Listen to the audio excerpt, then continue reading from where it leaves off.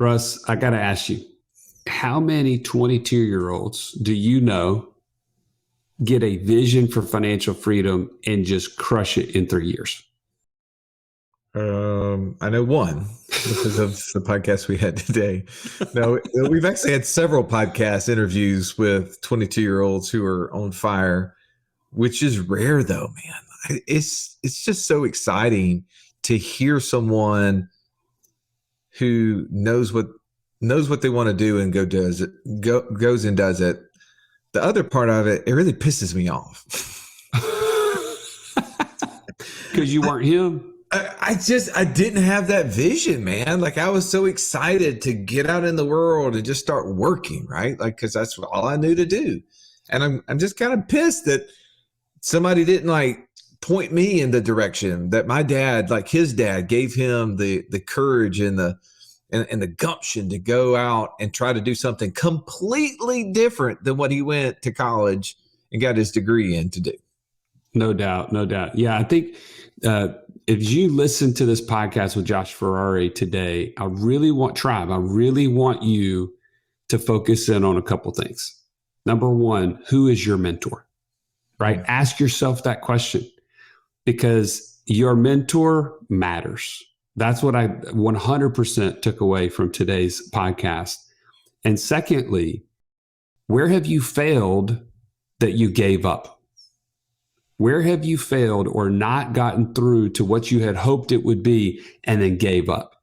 Those are the two things. If you take away nothing else, Josh answered those questions in a way that dramatically changed the trajectory of his life.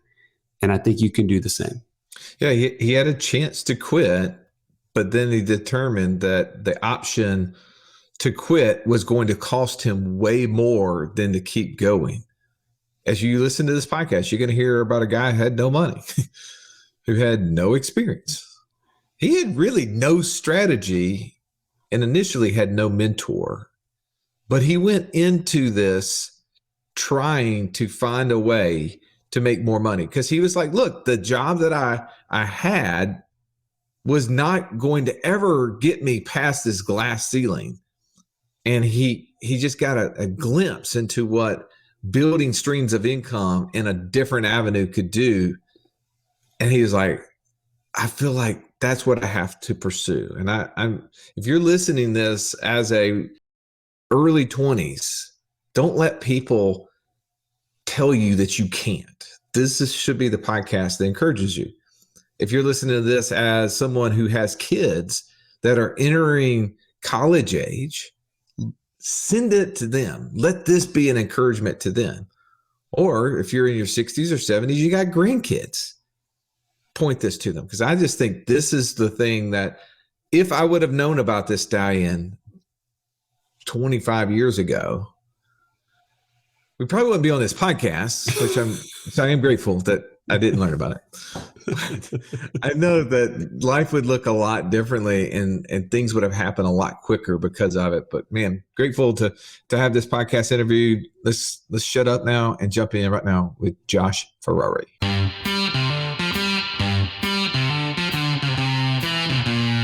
Welcome to the Wealth Without Wall Street podcast, your guide to understanding how to get out of the Wall Street rat race and start your own mailbox money lifestyle. Now, don't let these handsome Southern draws fool you. These financial minds are teaching our country to enhance savings, increase cash flow, and create passive income, all without the help of Wall Street. Are you ready to break through? Now here are your hosts, Russ Morgan and Joey Murray. Welcome in Wealth Without Wall Street Tribe. Today you get to hear from the Josh Ferrari in the house. So glad to have you, man. I know. So glad to be here in this fancy StreamYard studio. Yeah. Thank you for letting us get you in the studio. You had us on your podcast. We've had a lot of conversation, and I'm excited to share you with the audience. Your story is really unique because you weren't always doing 100-unit apartment complexes all over the U.S. You actually had a very different background, a technician background. Would you mind just sharing kind of a little bit about your story ahead of time? Yeah, humble beginning, so to say, right? You were just talking about when people think of Ferrari, they think of speed and fast, and you could say my introduction to the business was Toyota speed, and I'm trying to get it. I'm trying to get it closer to the Ferrari speed, right? So back in January of 2018 was actually when I was even first introduced to really the concept of real estate investing. I hated investing so much that I didn't like my dad kept pushing me to Roth IRAs and 401ks. I didn't even sign up for any of that at the day job that I got. They're like, oh, we'll match like 5%. I was like, I don't care. Not doing it. Not interested. So investing was never really something that was on my mind or was something that I thought I was going to get into. And then January of 2018 rolls around. My dad's getting ready to retire after about 30 years in the Navy. And he's like, these are my prime working years. I'm not really ready to retire and do nothing. So your mom and I are getting ready to start flipping houses. And I just kind of chuckled a little bit, thought it was kind of funny, super random left field thing to do after, 30-year veteran. But nonetheless, I was intrigued in what he was saying. And so I kept asking questions. And every answer that he gave me was more intriguing than the last. Like the, taxes, tax efficiency of real estate investing, whether it be depending on how you're doing the flip or if you're holding it for a certain amount of time and, buy and hold longer term and what that looked like. And then telling me that he wasn't going to use any of his own money to actually buy and pay for the renovations and actually flip the house. And I was like, how on earth are you going to do that? That's weird. And then the fact that he can make more than my annual salary in like 4 or 5 months flipping a house. And I was like, sign me up. How do I get involved into something like that? Wait, by the way, so what was your day job at that time? Like, give us an idea of that. So at the time, I was a full-time aircraft technician. That's what I went to college for. I had graduated college like 8 months prior, moved from Memphis, Tennessee to Southern Alabama to start what I thought was going to be this long-standing aviation career. And that was when he called me up and was like, hey, this whole real estate thing's pretty legit. You should check it out. So after that conversation, he gave me all these Robert Kiyosaki books and told me about Bigger Pockets and the podcast. And I started going to not 1 or 2 or even 3, but 4 different local real estate investor meetups in my area. It's like, I just got to learn from everybody I can learn from because this real estate thing is incredible. And I've always been very much an action taker where I don't like to, I'm the opposite of the analysis paralysis. Like I should probably do more analysis before jumping into stuff, but it's just never been me. So in less than 2 weeks after he told me all about it and I tried to read a ton of books and started going to these meetups, my wife and I jumped into wholesaling. I was like, well, not going to get anywhere in life if I don't actually go and do it. So we tried wholesaling for like 6 months, didn't close a single deal, realized that wholesaling really wasn't the avenue or the route that we wanted to take. I didn't want to build a wholesaling empire because it's just trading a job for a job. And I wanted the true wealth without Wall Street. I wanted the passive income. And the only way to get that was to own something. So at that point, we decided, all right, let's not focus our efforts on wholesaling anymore. Let's pivot and buy something. And the only thing we could afford was going to be a house hack. We didn't have enough money to like buy a house, live in it, and buy something else and like rent that out or do short-term rental or the many different ways. So house hacking was the thing that made the most sense to us. So we bought a fourplex as our actual first real estate investment, which hindsight's always 2020. And I think we just bit off more than we could chew on the first deal. It's massive 4,500 square foot home that's over 100 years old in a historic district, which all meant good things, I thought, because it meant it was walking distance to downtown. It meant, pristine location, most dilapidated property in the nicest neighborhood, which I thought was a great thing because it means you can add more value, right? But none of that was actually the case because you can only add value if you've got the capital to add the value. And you can also only add value if you have the team, systems, and people in place to help you do so.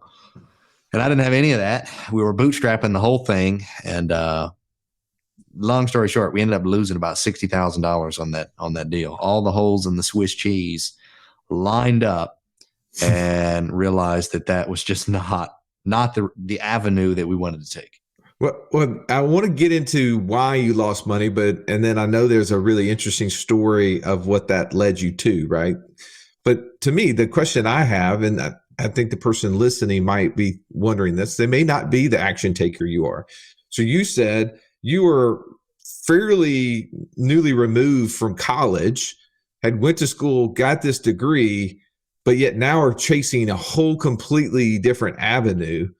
That's hard for most people to even fathom, right? Like, what was it that made you so optimistic to chase something completely different than what you had already done? You mentioned your dad said it was interesting. You saw that there was potential money in it. Was it just that simple?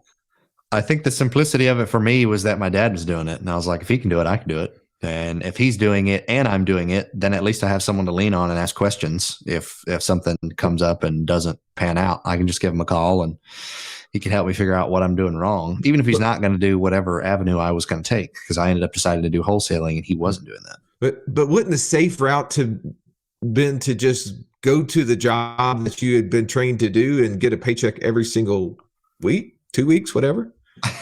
I suppose that's the safe avenue. But on the flip side, I may have also been in a different position, because I hear a lot of times from people that go to college, they get a degree, they go to start working on some career, and it's a high paying career. They have what people call the golden handcuffs. Like, they're making $100,000, $200,000, $300,000, $500,000 a year in this job. And they're like, I'm sitting pretty. Why do I want to go and run a business and try to do my own thing, take a massive pay cut? That was the opposite for me. So motivation for me was also just finances. And I realized that with the career path that I was on, it's going to take me 10 to 20 years to ever make, $130,000, $140,000 a year. And that was really kind of like the cap of what aircraft technicians could make, unless I went overseas, and I didn't want to go overseas. Got it. So you were seeing the path that I went down, but maybe because of that being trained or, something that you thought you'd be good at, but that wasn't going to provide the lifestyle that you wanted. And you saw an opportunity, but you were not afraid that with your education, your background, that, okay, well, this is my limit here in this technician world, but in the real estate world, you didn't feel like it required some like super duper knowledge to get you past that point? No, it didn't seem like there was a limit from the little bit of education and knowledge I had done before jumping in. It seemed like the opportunities were endless. It just mattered how much work and effort and systems and everything else that you build around your business to be successful. So I was like, well, shoot, I'm more than happy to put in the work if it means I can make more money than I'm making today. Because in the job that I was in and the career path as an aircraft tech, you only get paid as many like hours as you worked. And I was like, there's got to be a way with business, with real estate, to work less hours and make more money once you actually reach scale and get systems and hire people. I'm like, but I'm never going to be able to do that in this career path. So not interested. But yet you took a path less traveled, going completely off, off the path of where you thought you were going to be. You spend a year not only not making money, but losing 60,000. Yeah. By the way, Russ, I thought we were going to talk to a guy that had some success. Like, could we get at this point, I'm just a little.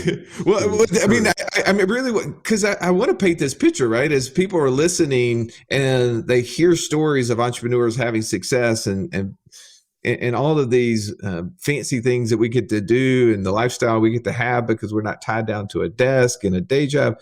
But the path that you took, you said 6 months of trying to do one set of business that made no money. Then you went down another path, and not only did it not make any money, but you lost 60 grand. So I'm trying to figure out in here what gave you the motivation or the confidence and the surety that you had chosen the right path. Because for most people, they would have said, okay, yes, maybe my training, the safe path of going back to what I originally had gone to school for, I should go back and do that. I mean, that's a good question. I would say my persistence, because I do get this question fairly often, and like, how does your very first deal, because that's everyone's biggest failure when they're getting into a new business, when they're starting a new venture, when they're trying to go and do their own thing outside of their cushy day job where they have a guaranteed paycheck every week or every other week. is that they're going to go and do something. They're going to waste a bunch of time and they're going to lose a bunch of money. It's not going to bear any fruit. That's literally everyone's biggest fear that prevents them from getting into the business. And it's exactly what happened to me. So a lot of people are like, how did you keep going after something like that happened, after that offset, that getting kicked back?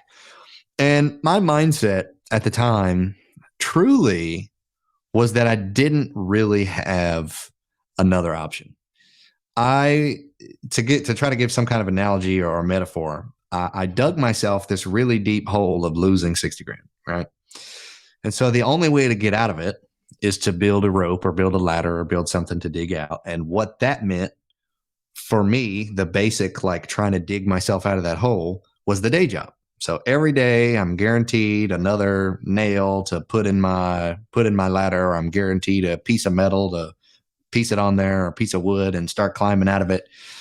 And eventually, 10 years from now, I'll be able to climb out of this. So I'm in this hole. We're $60,000 in debt, or at least on the pathway to it. And I'm realizing that if I get out of the real estate business now and I stick with this day job on the current path that we're on, even if I get bonuses, like even with bonuses and pay raises, it is probably going to be a decade before we pay the $60,000 off. So that's a decade of delaying our life, because I was married. So it's a decade of my wife and I delaying growing our family. That's a decade of delaying us buying a primary residence to live in. So we'll be renting for another decade, which we don't want to do. That's just a decade of so much pain that I feel like we would have had to go through. Like, it would have been more pain to stay in the day job because of all of life's biggest adventures we would have missed out on. I mean, think about it. I was 22, 23, losing all this money. 22, 23-year-olds typically aren't even thinking about investing in business. So if we just think about social media, everyone that I'm following, all of my friends and people that I grew up with and went to college with, they're getting married, they're having kids, they're buying houses, they're going on all these extravagant trips all across the world. They're doing all this really fun stuff. And I didn't get to do any of it because I was spending all of my money and all of my time in this fourplex. And so I'm like, I'm not delaying this for 10 more years. Not happening. So the only option for me was that I just have to keep digging deeper in this hole, and eventually I'll strike gold or I'll strike oil. Like, something's down here for me, and I got to keep digging to find it. Because if I give up now, not the life I wanted to live. All right. So what was that next step that was a turning point? I'm really hoping there's at least some turning point here, because I'm getting discouraged. So there was a turning point. It was really before we had lost all the cash too. So we were in like kind of the midst of the fourplex, realizing it was going downhill and this wasn't going to be a path that we could stay on to make a ton of money. So I actually listened to a podcast from Bigger Pockets where Brandon Turner brought on Cameron Herold, a guy that wrote the book Vivid Vision.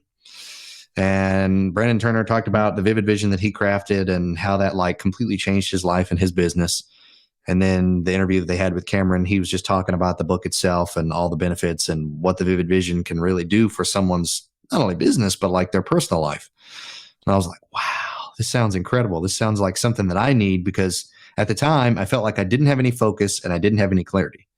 And I needed to get both of those to be able to move the needle at all to see any kind of success. So I immediately bought the book, read the book in like a couple of days.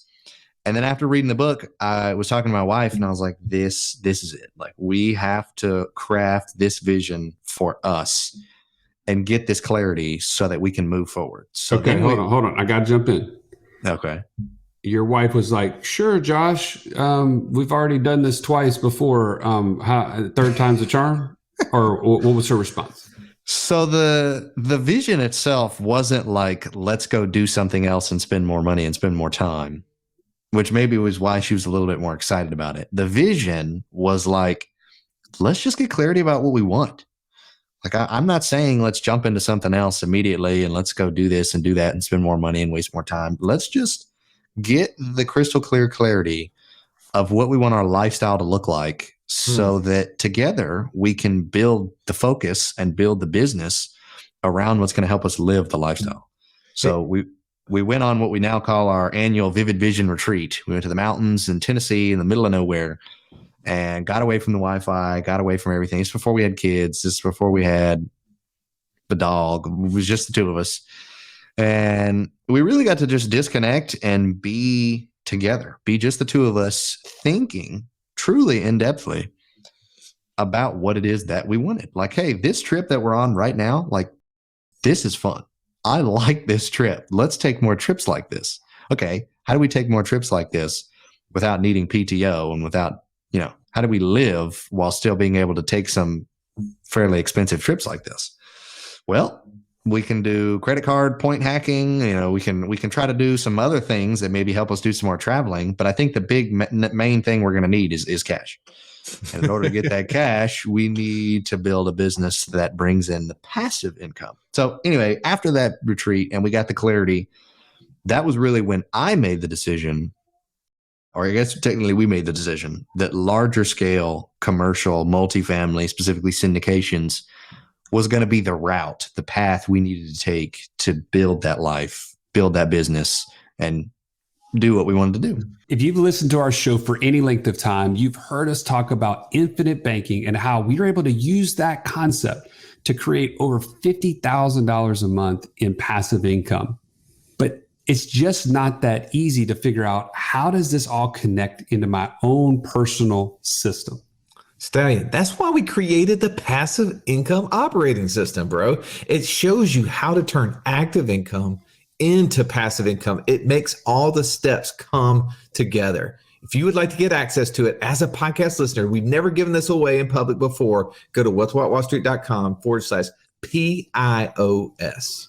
There was nothing worse than walking into class when you're in school and the teacher saying, Pop quiz day. Why? Because you were unprepared. Are you unprepared, though, for financial freedom?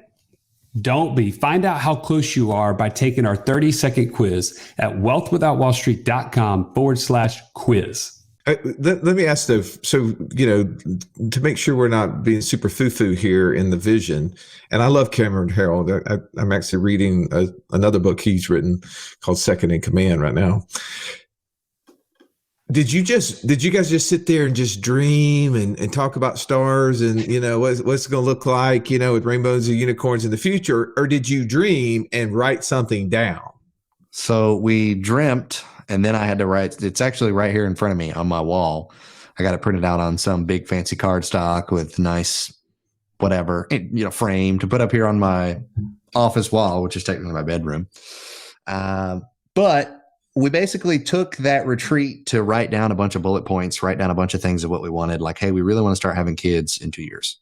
Yeah. So we got to get out of this debt so we can start doing that. Hey, we really want a dog. One of the things we said while we were there is like, I'd love to have a dog. What kind of dog we want? Well, let's talk about that. And then immediately after we got back, like a month after we got back, we went and got a dog. That's what we wanted. So this is part of the vision. And so we did it. And other things like, okay, well, how long before we both want to be out of our day jobs? Because we were both working full time at the time. Well, you're probably going to be out of your day job before me because we want to have kids before our true achievement of financial freedom. And so she wanted to be a stay-at-home mom. So, all right, we've got to make enough money so that you can quit and go full time, be a stay-at-home mom and not have to have the day job anymore. And so when do we want to do that by? Well, here's the date we want to do that by. So we had bullet points of thinking of these thought processes.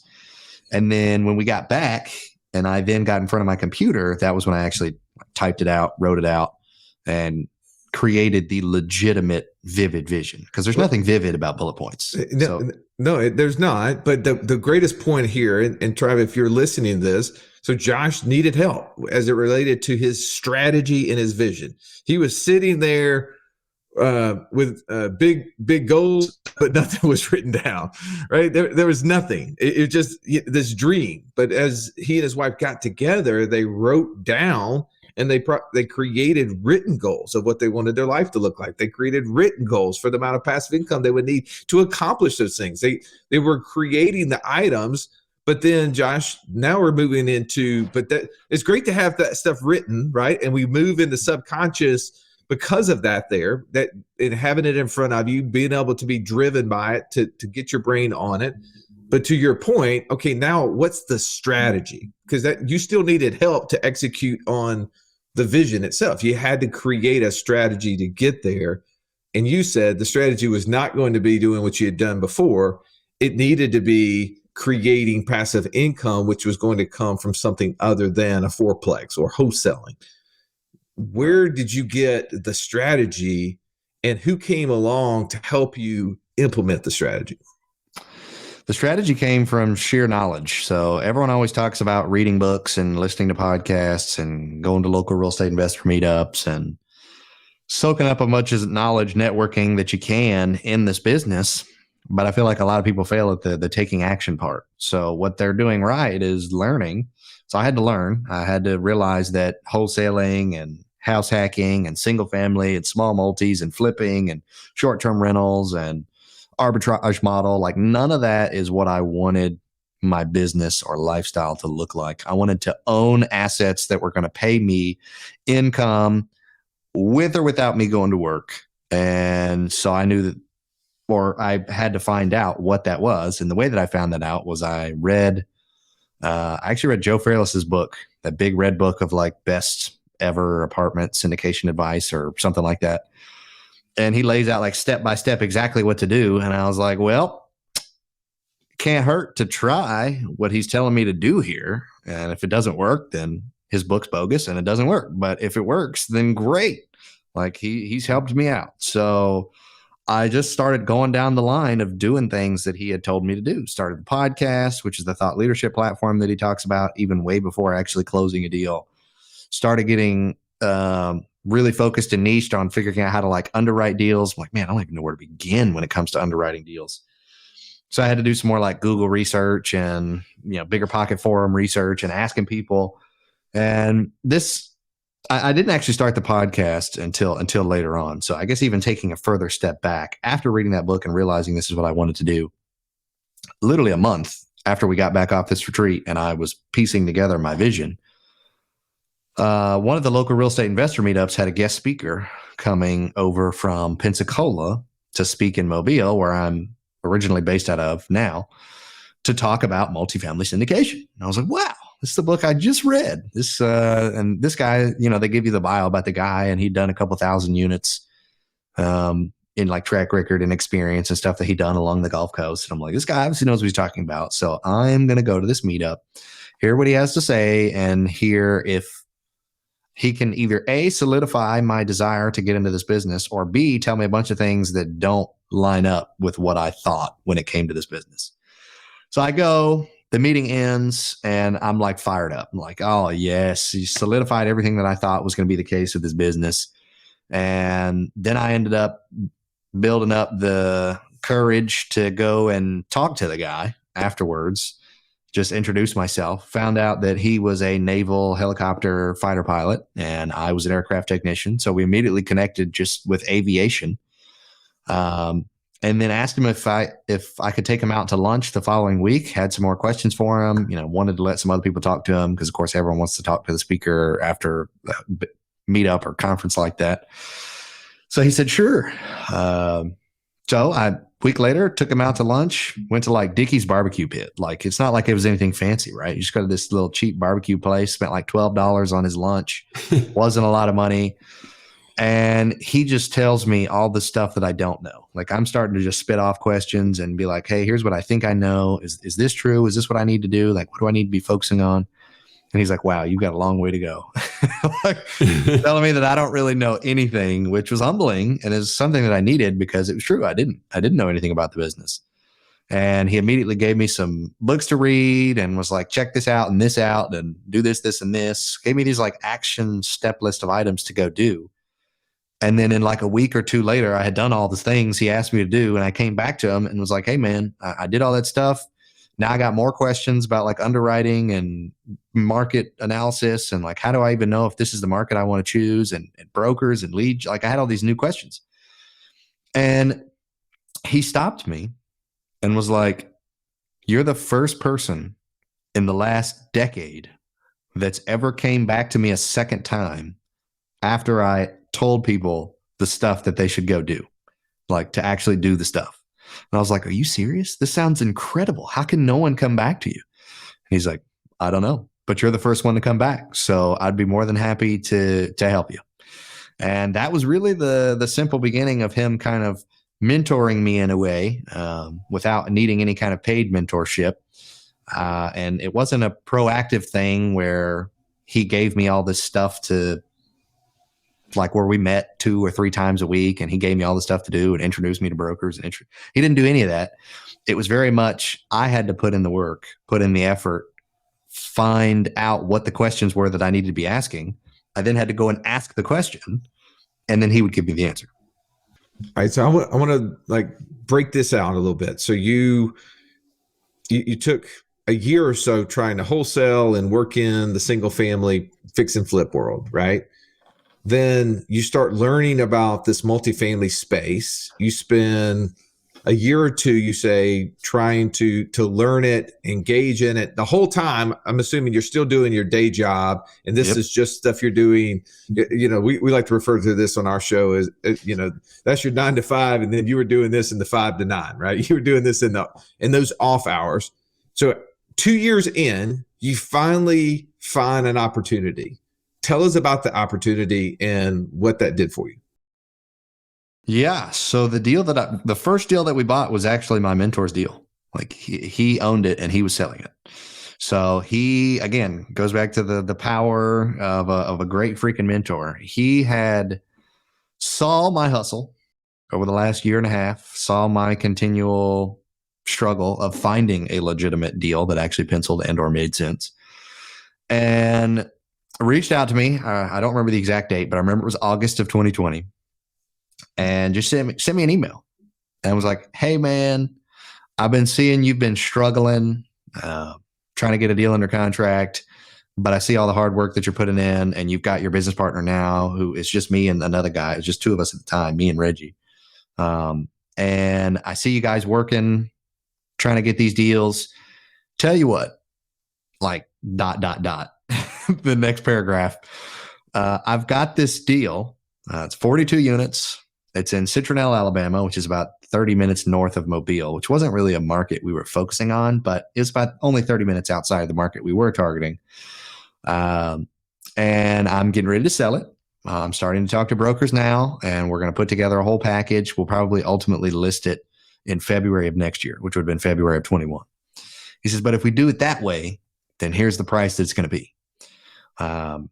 But if you guys think that you would be interested in purchasing this deal from us, if you think we can sell it to you, and if you think you can close before the end of the year, because this was August of 2020, and if we don't have to go through a broker, like if we can just avoid that and we can just work the 2 of us together, then I'll give you a $400,000 discount on the price I was going to list it at in February.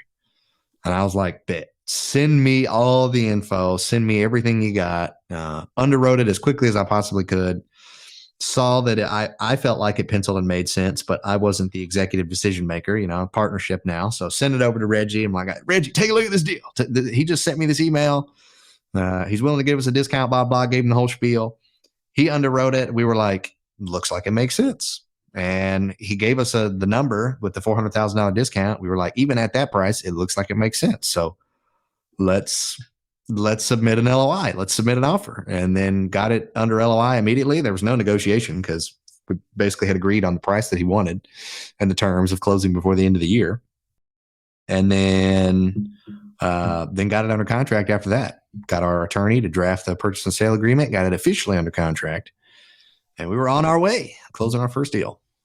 That's so awesome. I love the idea that, there's this common thread of a mentor that just made amazing things happen. You had to do the work. It's not like to take anything away from you, but how that set you in motion and started this first deal. Now, fast forward and summarize for me, how many deals have you done since then? And what has that actually done for your Vivid Vision? Yeah, it's funny. I was reading it the other day and realizing how close I am to actually achieving it, because the vision's written out 3 years in advance. So when I wrote it, it was 2020. And so the date on this vision is December 31st, 2023. So by the end of this year, my goals were to achieve these things. But anyway, summarization, after we closed our first deal, which was December of 2020, it's been just a little over 2 years now. And we've closed over 768 units, 62 million assets under management. We have another 106 under contract that at the time of this recording will be closing in 7 days.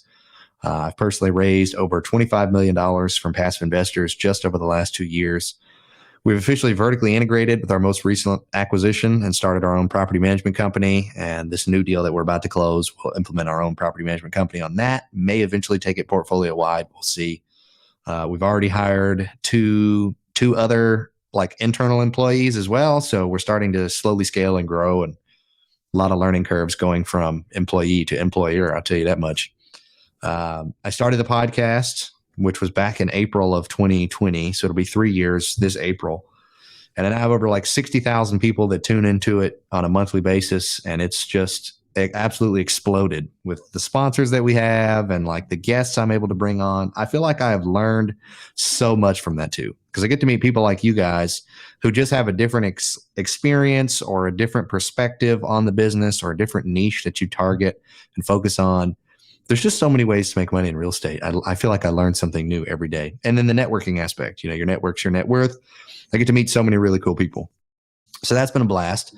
And then about 7 months ago in July of 2022, after about 18 months of actually closing multifamily deals, I was officially able to quit my day job. The wife had quit. She was full-time stay-at-home mom. And I had finally checked the box of financial independence, making enough passive income through multifamily to quit and go full time.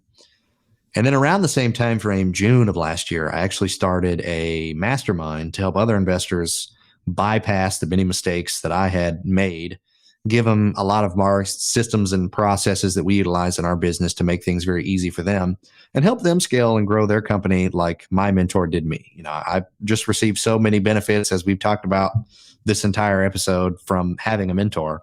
I wanted to be able to provide that same thing, that same level of even just like satisfaction. Like it's just super satisfying knowing that you're helping other people change their lives. So since starting that, we've had like 29 people join. And in the last 6-7 months, they've closed 410 units, $40 million assets under management, and they've raised over $33 million in equity. And as of 2 weeks ago, 4 of them have already quit their day job and gone full time from the income that they've made. So it's super rewarding creating something like that. And I am now able to live a life of freedom, like I always dreamed, do what I want, when I want, spend time with the family, spend time working if I want to do that. And all of the goals and dreams that we had setting out on this venture back to January of 2018, when we initially had that conversation, have basically finally come to fruition. And the main thing I was trying to achieve was financial independence. So once I achieved that, it was like, well, shoot, now I got to shoot for larger goals. So my new larger goal was to help other people do the same thing, which is why I started the mastermind. That's so cool, man. It is so fun to hear the to fruition, right? To have it in a thought in your head, to then making it something that you look at daily, to something that you're realizing, and then even taking it to where other people are able to do the same thing. Josh, we really appreciate your time. Thank you for sharing your story. Tribe, as you heard from Josh, that the first step is getting clear on what you want. And if you don't, you'll spend months and years going in the wrong direction. But if you get clear on what you want, then building a strategy to get there is not as hard as you might believe. Josh, if someone wanted to take action, wanted to follow up with you in some way, learn how to become maybe a multifamily guy, where would you send them, and how could they connect with you? I think the best place to go is to check out our website at ferraricapital.com. And then another great way to just kind of stay in touch with us and see what we're doing on a monthly, weekly, even daily basis is just social media. My 2 platforms that I'm the most active on are going to be Facebook and LinkedIn. And obviously, I don't have the links memorized off the top of my head. But if you go to our website at ferraricapital.com, scroll all the way to the bottom, all the links to all of our social medias are right there. Awesome, Josh. Thanks again for being on. And Tribe, I pray that you will take action just as Josh did. If you need to take that first step, call or set up a call with us, wealth.wallstreet.com/free call. And if you got value from today's podcast, please like, rate, and review us. And we want to continue to get this message out that there is freedom possible. And there's many people who have gone on that path ahead of you. We want you to be one of them. Thanks again. We'll catch you on the next episode. This has been the Wealth Without Wall Street podcast. Don't forget to subscribe to the show to break free of the Wall Street mindset and begin building wealth on your own terms in places you understand so that your wealth will never run dry. See you next episode.